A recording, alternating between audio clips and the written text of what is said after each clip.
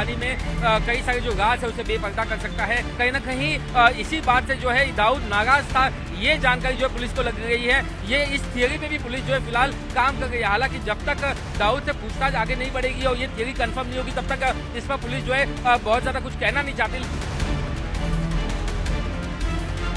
जितने भी वीडियो जो अपने वो सोशल मीडिया अकाउंट पे डाल रहा था, चाहे वो फेसबुक हो या दूसरे अकाउंट्स हो, वहां पर वो सिर्फ बेवफाई के, टूटे दिल के, दर्द के, इस तरीके की वीडियो डाल रहा था। एक नहीं सैकड़ों वीडियो डाल रहा था। तो क्या ये एक जो है ये मुख्य वजह थी जिसके चलते उसने ना सिर्फ पीछा किया बल्कि पीछा करने के बाद बेरहमी से मौत के घाट भी उतारा। तो इस थियरी पे पुलिस जो फिलहाल वो फोकस कर रही है।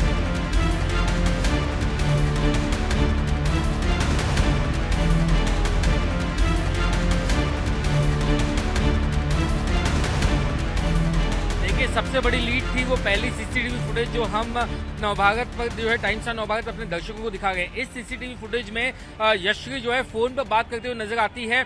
2:14 पर शायद ये वही आखिरी कॉल था जिसे पुलिस ने पैनिक कॉल बताया। इसमें यश्वी अपनी एक सहेली को फोन लगाती है। शायद उसके पास ज्यादा वक्त नहीं था, इसीलिए जो लास्ट डायल नंबर था यश्वी ने पैनिक में वही लास्ट डायल नंबर कॉल किया जो कि उसके परिवार का नहीं था, उसकी सहेली का था। उससे उसको इतना कहा कि मुझे बचाओ, मैं तकलीफ में हूं, ये बोल करके उसने फोन कट कर दिया। और उसी के 8 मिनट बाद उसके पीछे पीछे दाऊद शेख जो है वो उसका पीछा करते हुए नजर आता है। ये जानकारी जो है ऋतिका गायकवाड़ नाम की जो सहेली है वो परिवार को देती है कि यश्वी का पैनिक कॉल आया था। इसके बाद परिवार जो है पुलिस के पास दौड़ता है, लेकिन जब तक पुलिस इस बारे में जांच करती तब तक यश्वी का फोन जो है वो बंद हो जाता है। और जहां की ये सीसीटीवी फुटेज है वहां से महज 50 से 100 मीटर आगे ही 48 घंटे बाद यश्वी की लाश मिलती है। यानी पुलिस को इस बात का अंदेशा है कि जो ये सीसीटीवी फुटेज 2:22 की है तो हो सकता है कि तकरीबन 2:30 बजे के आसपास ही हत्या को अंजाम दिया गया और लाश को जो है एक झाड़ियों के पास, कचरे के पास फेंका गया और उसके बाद में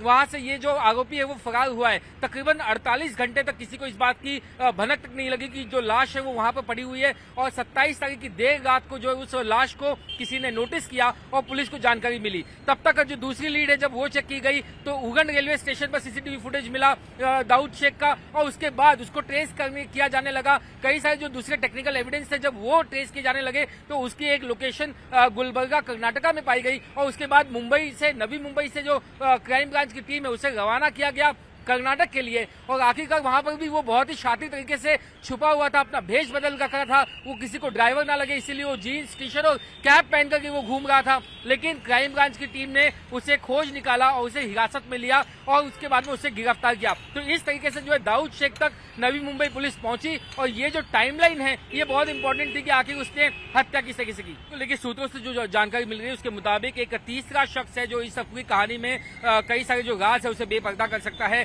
मोहसिन नाम का ये शख्स बताया जा रहा है जो कर्नाटक का ही रहने वाला है। कॉल जो रिकॉर्ड है उसके मुताबिक यश्वी जो है वो मोहसिन के साथ भी लगातार संपर्क में थी और कहीं ना कहीं इसी बात से जो है दाऊद नाराज था। ये जानकारी जो है पुलिस को लग गई है। ये इस थियरी पे भी पुलिस जो है फिलहाल काम कर रही है। हालांकि जब तक दाऊद से पूछताछ आगे नहीं बढ़ेगी और ये थियरी कंफर्म नहीं होगी तब तक इस पर पुलिस जो है बहुत ज्यादा कुछ कहना नहीं चाहती। लेकिन फिलहाल जो अलग अलग वजह है उनमें से एक सबसे बड़ी जो वजह है वो यही दिखाई देगी कि जो मोहसिन के साथ जो दोस्ती थी यशस्वी की वो नागवार थी कहीं ना कहीं दाऊद को। और इस वजह से वो लगातार पिछले कई महीनों से जितने भी वीडियो जो अपने वो सोशल मीडिया अकाउंट पे डाल रहा था, चाहे वो फेसबुक हो या दूसरे अकाउंट्स हो, वहां पर वो सिर्फ बेवफाई के, टूटे दिल के, दर्द के, इस तरीके की वीडियो डाल रहा था। एक नहीं सैकड़ों वीडियो डाल रहा था। तो क्या ये एक जो है ये मुख्य वजह थी जिसके चलते उसने ना सिर्फ पीछा किया बल्कि पीछा करने के बाद बेरहमी से मौत के घाट भी उतारा। तो इस थियरी पे पुलिस जो फिलहाल वो फोकस कर रही है। अब जैसे ही पुलिस हिरासत मिलेगी अदालत से उसके बाद जांच की बढ़ेगी। 20 साल की यशस्वी शिंदे की हत्या ने पूरे शहर को हिला करके रख दिया है।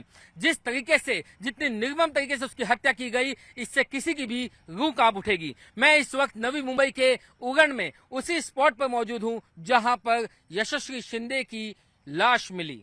ये लाश 27 तारीख को देर रात मिली। शरीर जो है वो पूरी तरीके से यहाँ पर एकदम विभत्स घटना को अंजाम देने के बाद यहाँ पड़ा हुआ था। उसका जो चेहरा है वो कोई पहचान न सके, इसलिए उसके चेहरे को पत्थर से कुचल दिया गया था। यहाँ तक कि उसके पेट और पीठ पर किसी धारदार हथियार से जख्म के निशान थे। उसके प्राइवेट पार्ट्स पर भी चाकू या किसी धारदार हथियार के निशान थे। इस तरीके से जो है बड़ी ही निर्मम तरीके से उसको मौत के घाट उतारा गया। आखिर कोई इतना हैवान कैसे हो सकता है, यही सवाल सबके मन में है। जिस तरीके से हत्या को अंजाम दिया गया, सवाल ये था कि ये किसी सामान्य इंसान का, किसी आम शख्स का ये काम नहीं हो सकता, ये किसी कसाई का, किसी दानव का, किसी हैवान का काम हो सकता है। आखिर इतना बेरहम बेदर्द कोई कैसे हो सकता है। फिलहाल नवी मुंबई पुलिस जो है वो दाऊद शेख इसकी तलाश में जुटी हुई है। 1 दर्जन से ज्यादा टीमें मुंबई, महाराष्ट्र और कर्नाटक में जो है वो उसको तलाश रही है। खासतौर से बेंगलोर में भी एक टीम जो है वो दाऊद शेख को तलाश रही है। मैं अगर आपको दाऊद की कहानी बताऊं तो दाऊद शेख जो है वो इससे पहले भी तकरीबन 5 साल पहले 2019 में यशस्वी शिंदे को ही छेड़ने के मामले में पॉस्को एक्ट के तहत गिरफ्तार हुआ था।